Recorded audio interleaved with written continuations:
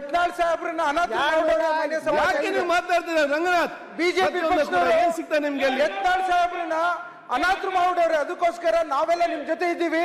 ಪ್ರಶ್ನೆ ಶುರುವಾಗ್ಲಿ. ಇನ್ನೊಂದು, ನಮ್ಮ ಹಿರಿಯ ಶಾಸಕರಿಗೆ ಅತ್ಯಂತ ಅಪಮಾನಕಾರಿಯಾಗಿ ನಮ್ಮ ಹಿಂದೆ ಕುಂಡ್ರಿಸುವಂತ ವ್ಯವಸ್ಥೆ ಮಾಡಿದ್ದೀರಿ.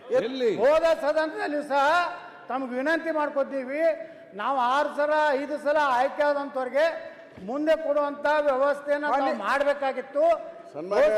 ಗಮನಕ್ಕೆ ತಗೊಂಡು ಬಂದಿದ್ದೀವಿ.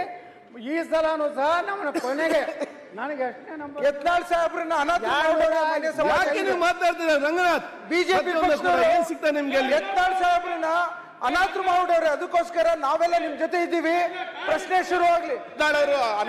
ಅಧ್ಯಕ್ಷರೇ, ನಮಗೆ ಇನ್ನೊಮ್ಮೆ ನಮ್ಮ ಸೀಟುಗಳ ಬಗ್ಗೆ ಪುನರ್ ಪರಿಶೀಲನೆ ಮಾಡಿ ನಾಳೆ ಒಳಗಾಗಿ ತಾವು ವಿಧಾನಸಭಾ ಅಧ್ಯಕ್ಷರಾಗಿ ಒಂದು ಒಳ್ಳೆಯ ನಿರ್ಣಯ ತಗೋಬೇಕಂತೇಳಿ ನಾವು ಅತ್ಯಂತ ಕಳಕಳಿಯಿಂದ ತಮ್ಮಲ್ಲಿ ಪ್ರಾರ್ಥನೆ ಮಾಡ್ತೀವಿ. ಒಂದು ನಿಮಿಷ ಎಲ್ಲರೂ, ಒಂದ್ ಸೆಕೆಂಡ್ ಬೈ ರಾಯರೆಡ್ಡಿ, ಒಂದ್ ಸೆಕೆಂಡ್ ಅದನ್ನು ಕ್ಲಿಯರ್ ಮಾಡ್ತೇನೆ ನಾನು. ಯತ್ನಾಳ್ ಅವರೇ ಆಯ್ತು, ಇದಲ್ಲ ಬೇರೆ ಪ್ರಶ್ನೆ. ಯತ್ನಾಳ್ ಅವರೇ ನೋಡಿ, ಮೊನ್ನೆ ನಾವು ಸೀನಿಯರ್ ಇದ್ದೇವೆ, ನಮಗೆ ಲಾಸ್ಟಲ್ಲಿ ತಾವು ಸೀಟ್ ಕೊಟ್ಟಿದ್ರೆ ತಾವು ಮೊನ್ನೆ ಕೂಡ ಎಲ್ಲಿ ಹೊತ್ತು ಕೂಡ ಹೇಳ್ತಾ ಇದ್ರಿ. ನಮ್ಮನ್ನ ಸ್ಪಷ್ಟ ಬರ್ತೇನೆ, ರಾಜ್ಯದಲ್ಲಿ ಸೀನಿಯರ್ ಜೂನಿಯರ್ ಅಂತ ಇಲ್ಲ. ಅಧಿಕಾರ ಇದ್ದವನೇ ಸೀನಿಯರ್, ಅಧಿಕಾರ ಇಲ್ಲದವನು ಜೂನಿಯರ್.